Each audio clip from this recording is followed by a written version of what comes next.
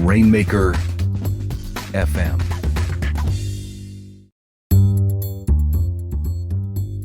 This podcast is brought to you by copyblogger.com. Words that work. Build your online authority with powerfully effective content marketing. Get superior content marketing education so you can build a remarkable online presence. Head over to copyblogger.com to learn more. That's copyblogger.com.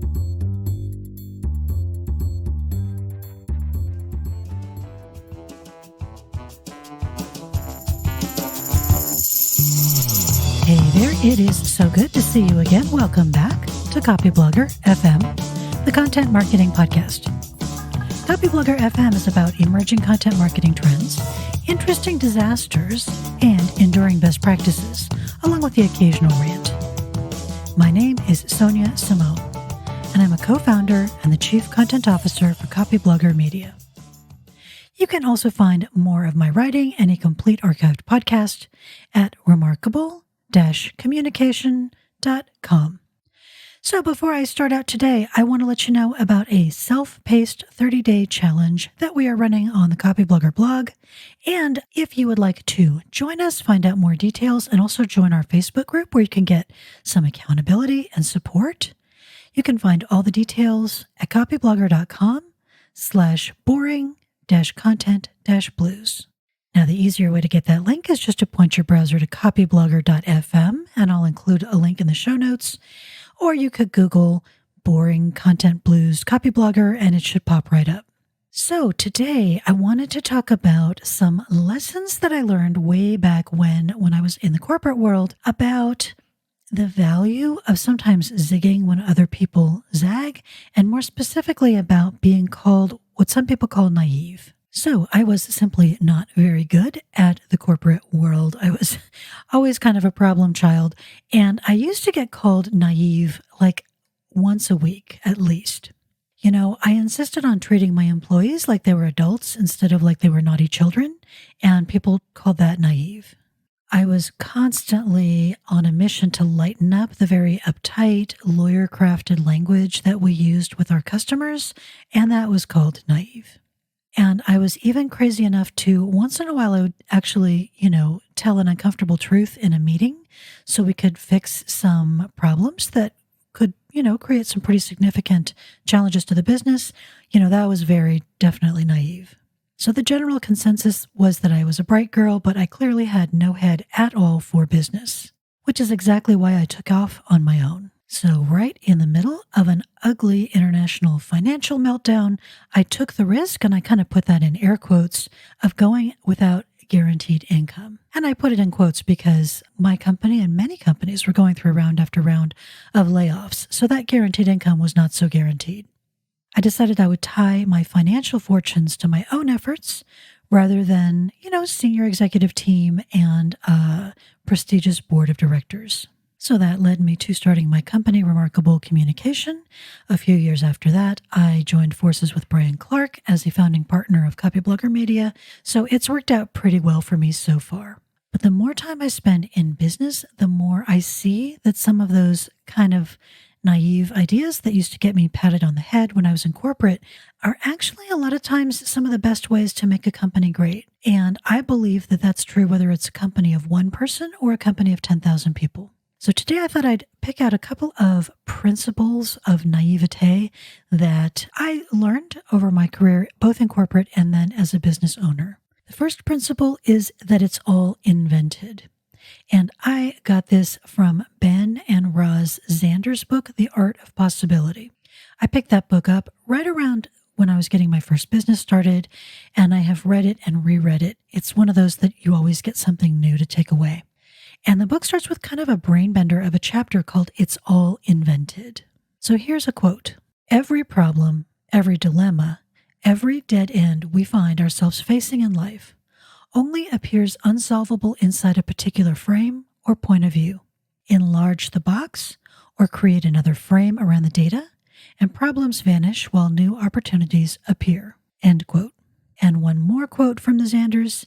It's all invented anyway, so we might as well invent a story or a framework of meaning that enhances our quality of life and the life of those around us.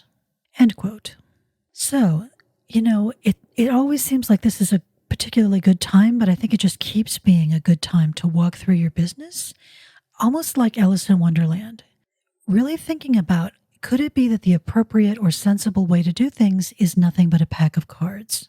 Now, this is not an exhortation to ignore the facts, especially uncomfortable or painful facts. You do not get to invent reality.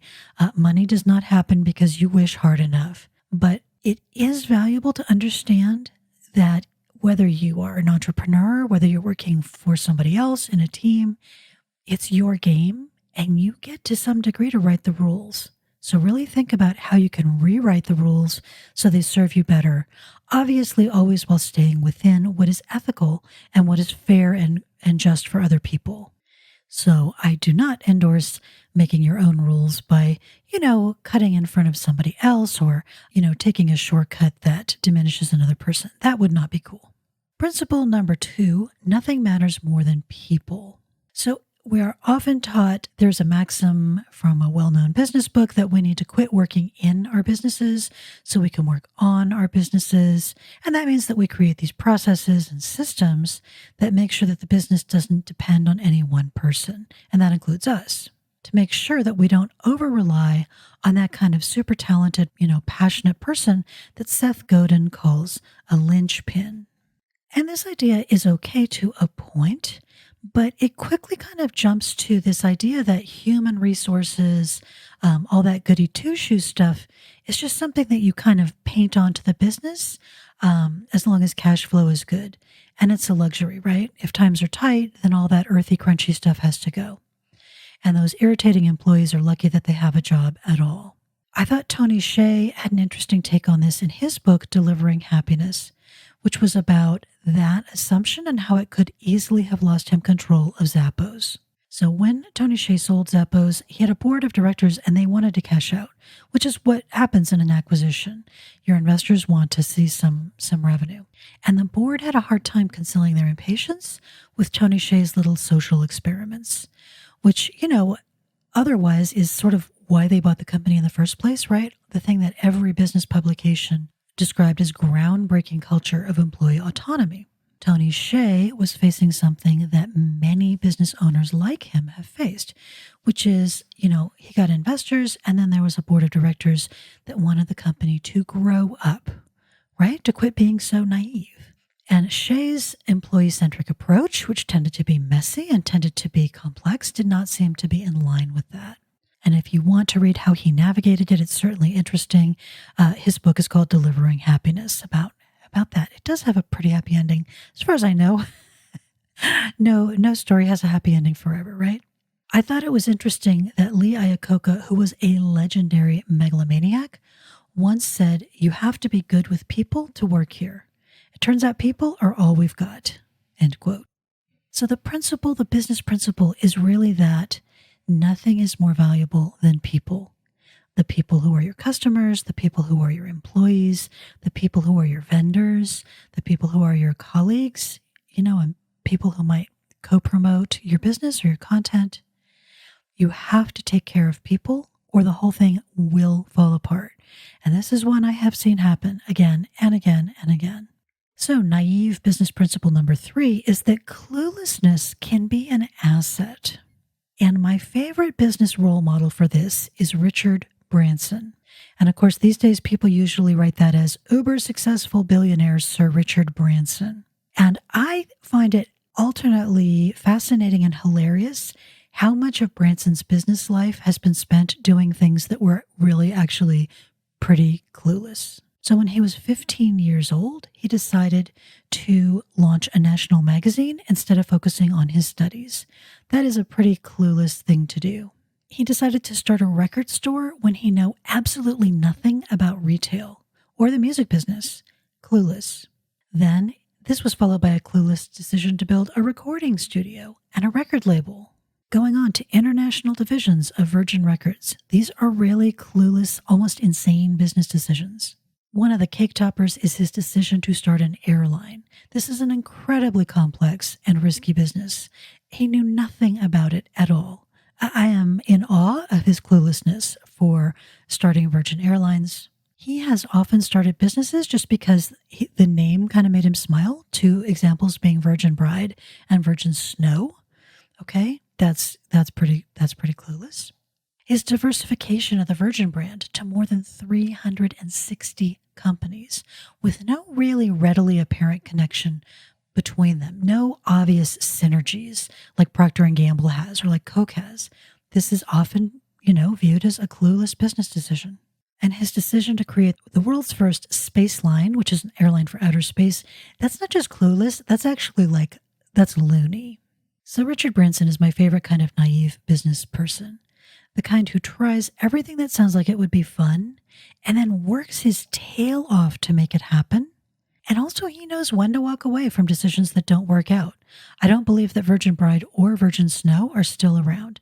He's not afraid to pull the plug on something that just doesn't pan out. So today, he's worth, I don't know, it's hard to tell how much you're worth when you're that wealthy. There are estimates, something around the neighborhood of $5 billion. But for a lot of his career, he was generally considered to be pretty much an entertaining, naive flake. So having a clue sometimes is vastly overrated. You can do things that are clueless, in other words, that go against all the conventional wisdom, but you do need those ingredients of very hard work and a willingness to look really honestly at projects that are not working out and go ahead and walk away sooner rather than later. And maybe the most important overarching naive business principle is principle number 4, which is that naive does not mean stupid. So I'm actually not a fan of the expression you may have heard, leap and the net will appear, because it is demonstrably untrue. I can't tell you how many times I have seen it working out to leap and the floor will appear. So when I'm talking about maybe embracing some naive principles for business, it's more about rejecting unhelpful definitions of maturity. And it's more about brushing aside rules that don't make any sense. They either have quit making sense since an earlier time, or it's possible that they never really made as much sense as we think they did. Above all, naivete is about seeing a bigger picture. It's about being brave enough to ignore conventional advice that doesn't apply to you, that doesn't make you happy, and that very well might not even make you any money. But the way that I describe it or promote it, naivete is really not willful ignorance. It is not shutting your eyes to the difficult realities in front of your business. It makes a lot of room for curiosity and learning, and it makes a lot of room for experimentation and thoughtful observation. So being naive in the way that I'm defining it is not about choosing to be ignorance, but it is choosing to reject ruthlessness. It is choosing to reject jockeying for status. It is choosing to reject trashing your conscience in the name of some kind of paper success. So I would be curious if you have ever been criticized for being naive or being too nice to be in business, which is one that really makes me laugh, or for lacking some kind of macho blood and guts that you would need to succeed. So if you've ever faced this definition of yourself, if you wanted to swing by copyblogger.fm and let us know in the comments, we will mock your enemies and issue you an official permission slip to continue being intelligently naive. And once again, if you want to join us, we have a 30-day writing challenge going. It is a self-paced challenge, so some folks will have already started by the time you hear this, and that is just awesome. You can start today or tomorrow. It is a self-paced deal. If you Google Copyblogger Boring Content Blues, you're going to find a post with all the details about what the challenge is and how you can join us in the Facebook group. Or you can swing by copyblogger.fm and I'll give you a link that goes right to that post. Don't worry that a couple of folks have already started. Play your own game and jump in when you're ready.